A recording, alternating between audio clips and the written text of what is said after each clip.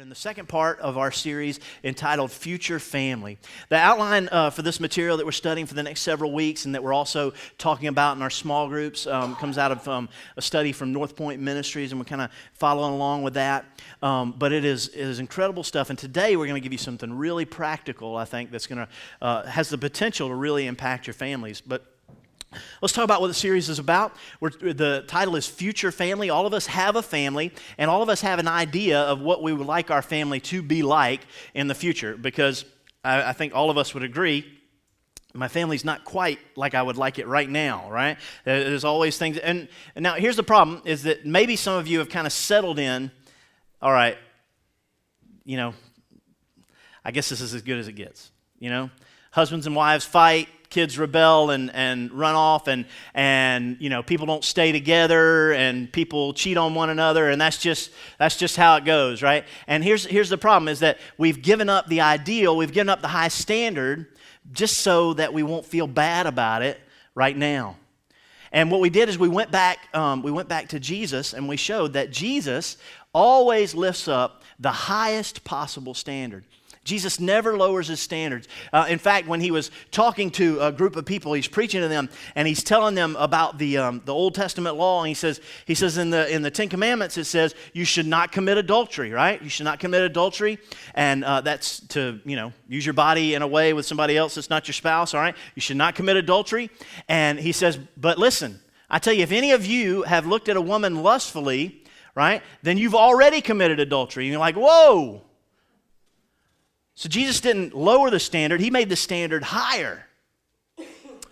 But at the same time that Jesus raises the standard, he also says that when you fail, I've come to give you forgiveness. It's grace and truth. They run hand in hand with Jesus. Because he offers forgiveness doesn't mean that he says, you're forgiven, just keep going on the way you're going, your family's just fine, the way you treat each other is just fine, I forgive you. No. He says, I forgive you, so let's shoot for better. I forgive you, let's go for the ideal, right? I came and died for you so that we could go for better. And so that's kind of the theme, the overarching theme of this message. In the Old Testament, there weren't really any good examples of families. There's always, some fighting or some cheating or some even murder, all right, going on in the Old Testament families. In the New Testament, we really don't have a bunch of example of families to talk about, but we do have the teaching. We do have the standard that God gives us in the New Testament.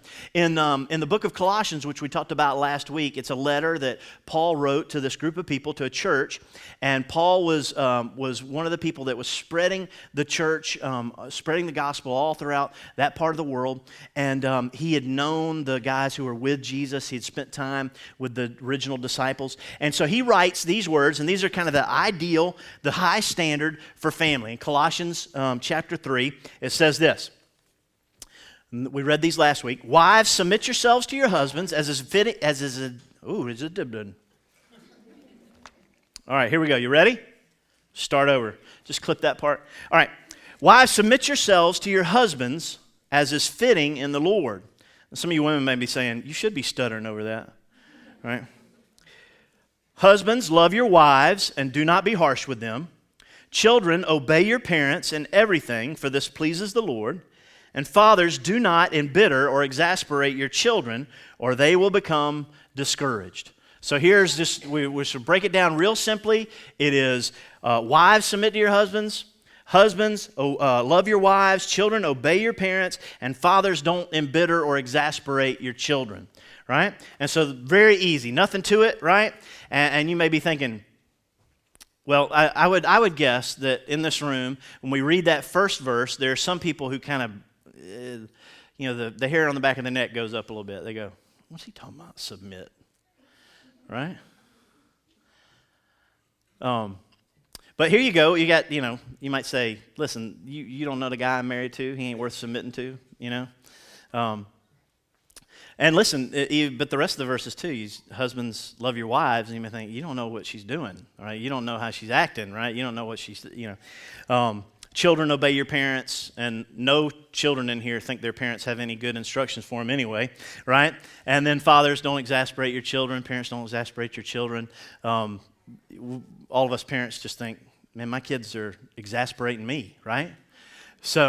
But here's the ideal, here's the standard that God's given for us, but none of us are exactly living up to that, but that doesn't mean that we should just give up on it, right?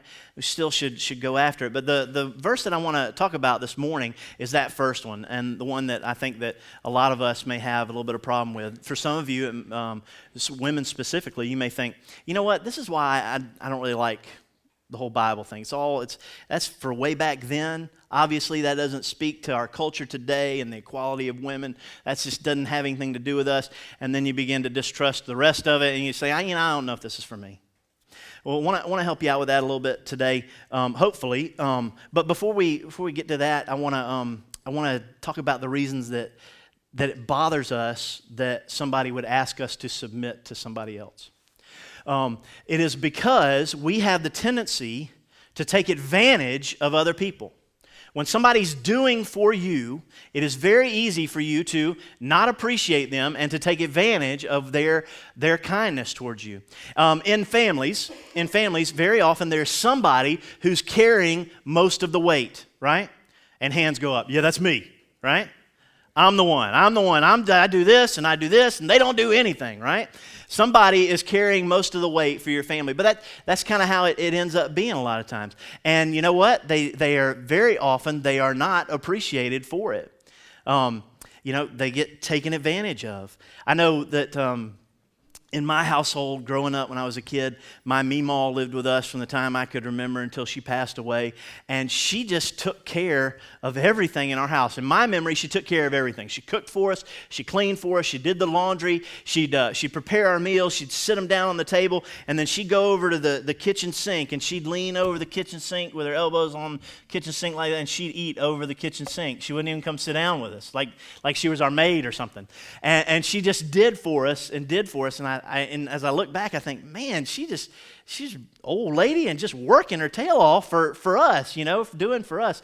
And I don't remember appreciating it very much. In fact, I remember, doing things to get in trouble where she would have to throw her shoe at me because I would try and run away. And this is where, I have an older brother he's been here before, and I let him come speak to you. It's probably a mistake because he's an awful person, all right? Because as a child, he would catch me and hold me down so that my Meemaw could beat me, all right? I say beat, spank, whatever, I don't worry about that. But yeah, I mean, that's a jerk move right there, right? Brothers don't do that to brothers. But yeah, she just felt like she carried a lot of weight for our family. And so the tendency is to take advantage of that. If somebody is just doing and doing and doing for you, the tendency is to take advantage. I know that at my house, I hear other people talk about, chores at the house and how they split up the chores and doing laundry and stuff. And I can't, it's hard for me to identify with anything having to do with laundry because my drawers, both ways you could say drawers, are magical, all right? Like I have a drawer that has underwear in it, and when all the underwear is gone, the next day, clean underwear show back up in that drawer. It's magic, right? I don't know how it happens. I don't have any idea, but it's there. It's incredible, right? So I don't have to think about it because it just happens, right? Well, obviously, we know how it happens, right? But it's easy for me to take it when other people talking about doing chores around the house. I'm like, I got a lady that does that, which is probably not the best attitude for me to have, right? But it's easy for me to take it for granted and to take advantage and not appreciate it when somebody is doing for me over and over and over again. And conversely, when somebody when you have people who are doing for someone, or someone becomes kind of the center or the selfish center of a family, it causes strife too. How many of you could identify the person in your home or your family? Hopefully it's not like this, but there's somebody there that everybody has to kind of work around, all right? And what I mean by that is it could be like this, like, all right, Dad's almost home. All right, let's just everybody get in their places. Don't be in his chair. To make sure things are like this for him. Put the remote down. All right, Dad's almost home. Right, let's get out of the way here. Don't don't be making any noise, because you don't want to set dad off, right? Or it could be mom, like, mom's just whatever it is, you just got to step around mom. Don't say this to her, don't do that. Make sure you're not bothering her during this time. You got to, listen, for a lot of us, it's kids, right? When you have a child, right, all of a sudden, it's not like you're a married couple anymore. It's just like this is all we do. This is our life right here. The center of our world is this baby, right? Right now, this controls everything every decision we make is based upon this person who can't speak, can't even hold their own head up, but our whole lives revolve around them, right? See, in households, we worry about giving up of ourselves because there's somebody. Now, the babies aren't necessarily taking advantage, but there are the husband or the spouse or a kid, adolescent. We worry about if we do too much, or if we help too much, or if we give of ourselves too much, that they'll take advantage. We've seen it happen in the past, and it hurts, right? The problem is when we see somebody taken advantage of over and over, when somebody's carrying that weight for so long for everybody else, eventually the weight crushes them. They go so long feeling unappreciated. They go so long feeling like I'm doing around here, but nobody cares. Then eventually they're looking for some way out from under that weight. A lot of times it looks like this. It looks like, you know what? I am so unappreciated. And somebody shows them a little attention. Somebody else speaks to them like they have value. Somebody else speaks to them like they're worth more than the laundry or the money they bring into the household. And their affections turn from outside of their family to somebody else. And families break down. And that's true for men, that's true for women, and it happens over and over and over again. Somebody lords it over their power, their authority that they think they have over their family, and it's so oppressive to their family that the rest of them are just ready to get away from that. If I could just have somebody who appreciates me, loves me, wants to speak kindly to me, apart from just telling me what to do, right? If I felt like somebody loved me and just didn't want something out of me. And so they go somewhere else for that. And families break. And so that's why we read something like this, submit yourself. Wives, submit yourself. We think, yes, you can get taken advantage of. There's some man putting his thumb on you. This verse is actually a specific application of a bigger teaching to everybody. And so when people say the Bible is, it's old-fashioned or whatever, when they pull out this verse, a lot of people are isolating this apart from the bigger teaching that God's given us. If we go and we find, this book is written by Paul. It's a letter by Paul. A book that almost mirrors it is a letter that he wrote to the church in Ephesus. It's the book of Ephesians.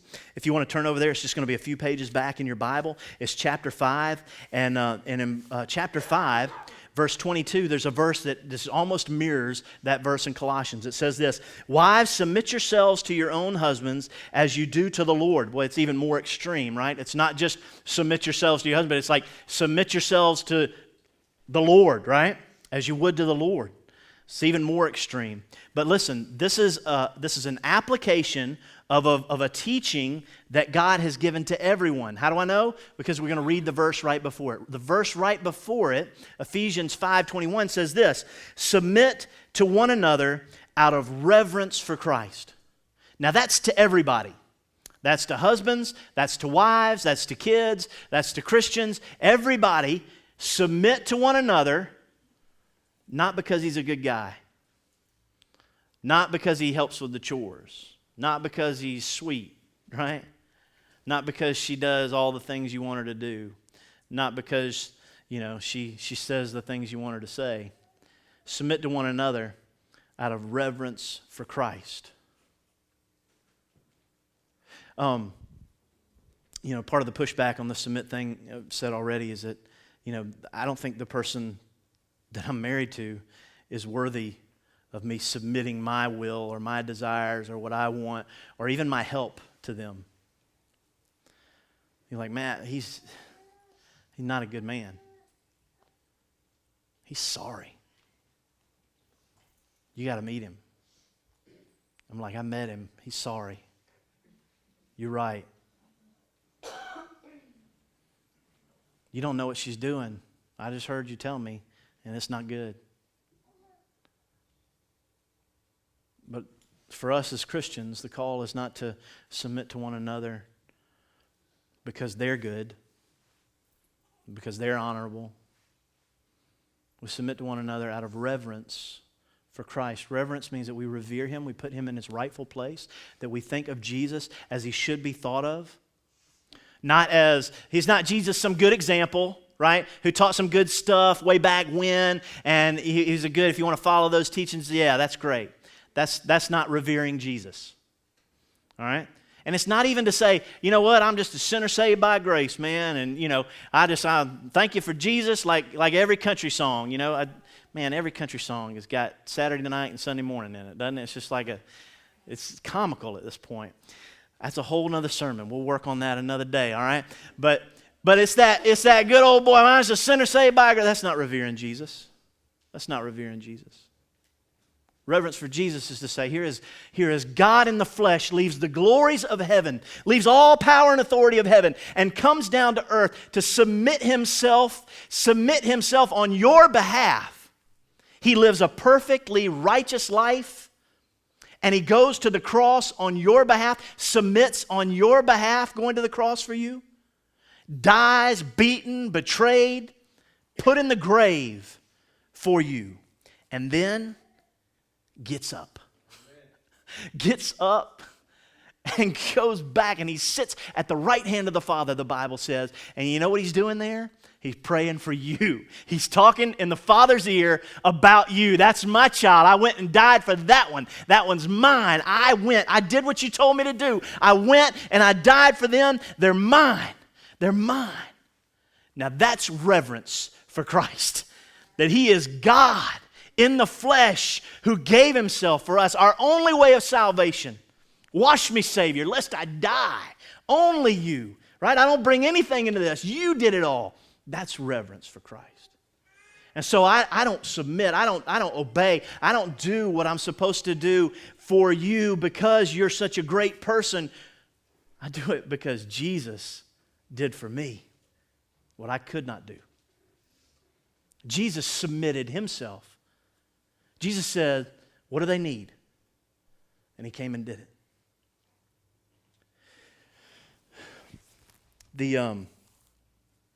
The question that I'm going to give you this morning, I think is going to be helpful for us. It's sort of the practical application of this teaching. We submit ourselves to one another. That's not just wives submitting to husbands. It's everybody submitting to one another. And so here's a question that we can ask, and we can start applying it right away, and I believe it can really change how our families work and can make us have happier families, all right? And it's a very simple question, and it's this. What can I do to help? What can I do to help?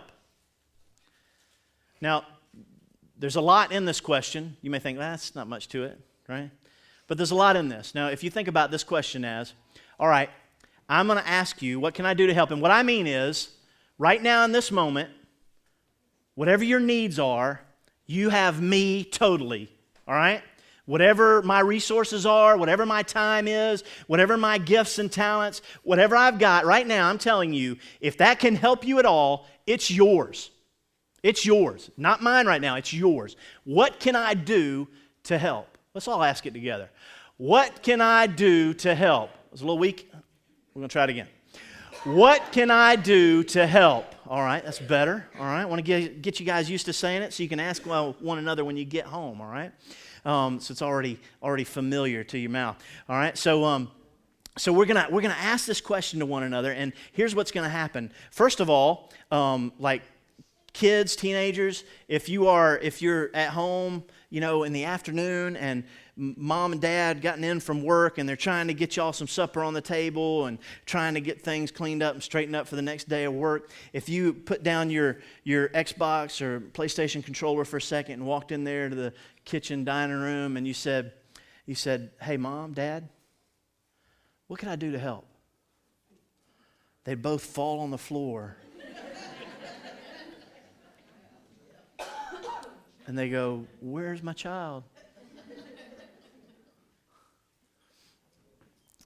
But seriously,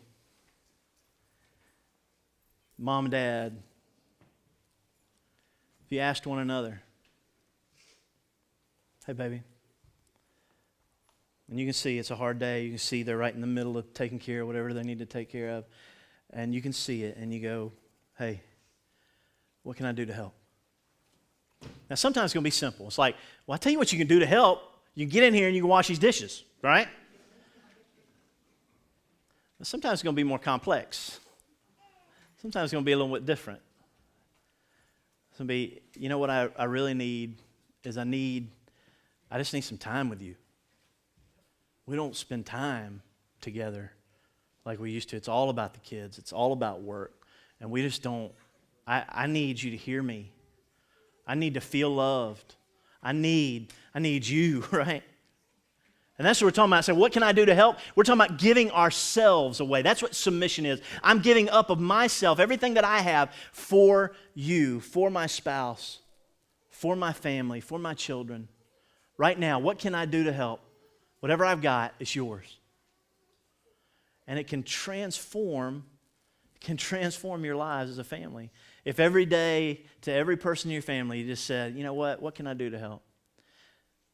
And the problem is that, and the reason we don't do this is because, I'm going to let you in on a little secret, you are selfish, all right? Don't get your feelings hurt, I'm selfish too, all right? We are selfish, all right? Because there is part of us that says, what if I say, what can I do to help? And she does say, come wash the dishes. Watching TV. I didn't really mean it, right? It's kind of a joke at our house around holidays. Everybody's, getting the meal together, and my brother and I'll be in there watching football or whatever, and I say, what can I do to help? It's kind of a joke. Because I don't mean it. I'm like, please don't ask me to come do anything. All right? And sometimes they do, and I'm like, pause it. Because we are selfish, right? We are selfish. We're afraid that they're actually going to ask us to do something that we don't want to do. We're going to have to give up some of our time. We're going to have to give up some of our energy. We're going to have to give up some of our stuff. I'm going to have to stop doing what I want and go do what you want. And yes, exactly. That is exactly right. That may happen. And the reason you don't do it is because you're selfish. And you know what happens with selfish people? Living in the same household, being selfish, they don't stay living in the same household very long. Or they are unhappy. They are miserable.